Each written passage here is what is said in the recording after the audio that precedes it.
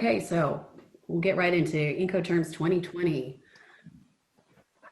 Things to remember, there is always a named point associated with every Incoterm. You can't just say it's FOB.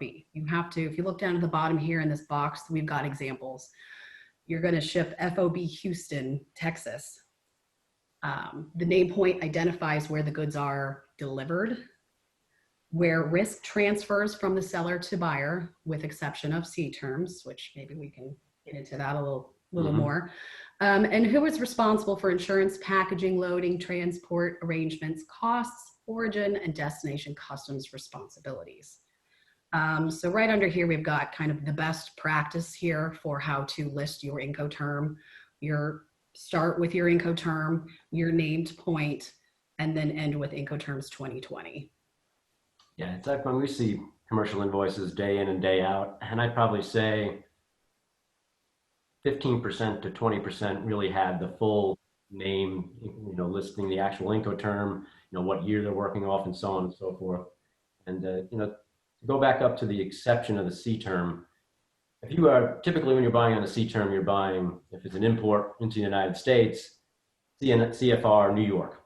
Okay, but your risk obligation actually starts once that container crosses the rail on the ship and is loaded on the ship in, say, Southampton, UK. So if that falls off the boat on the way to New York, in between, you're still on the hook. You are the one at risk at that point, which is different when you're, say, buying on a D term, DAP, that would be delivered to your, place of business, and the shipper is on at risk the whole way. All right. I've got one more question here, and it kind of pertains to all of the new groups. If we are buying under Ex Works named port today, Incoterms 2010, what is the difference with the change to Incoterms 2020? And that same question is posed with FOB as well. So if we are buying under Ex Works or FOB named port today, 2010, what is the difference with the changes between the two? I don't think there is any. And with Ex Works, we really don't see Ex Works named port typically. If you're buying Ex Works, you're picking it up from your shipper's factory in most cases. And with the F terms, there hasn't been a ton of change in between those from 2010 to 2020 either. If it's FOB, Felixstowe, that there's no difference from the 2010 to the 2020. Great. And also, you can't use FOB country name. It has to be the city, the port. Yes, you want to be specific here. Definitely. Be specific.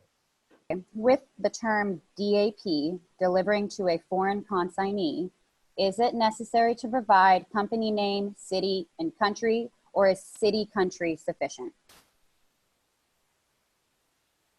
I think city and country is sufficient. I don't know that you need to have the name of the company. That's not how the Incoterms are laid out. Yeah, I just put the, DAP and the city name is pretty specific where it's going to. Maybe read that one more time, Kim. With the term DAP, delivering to a foreign consignee, is it necessary to provide the company name along with the city and country, or just the city and country is sufficient? And I think we probably need to add the address and zip code or postal code in there too.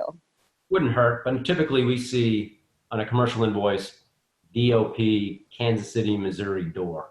At the end of the day, the company name is already on the commercial invoice, or it should be, because you're billing for the product. I don't think it would hurt, but it's just not something typically we see.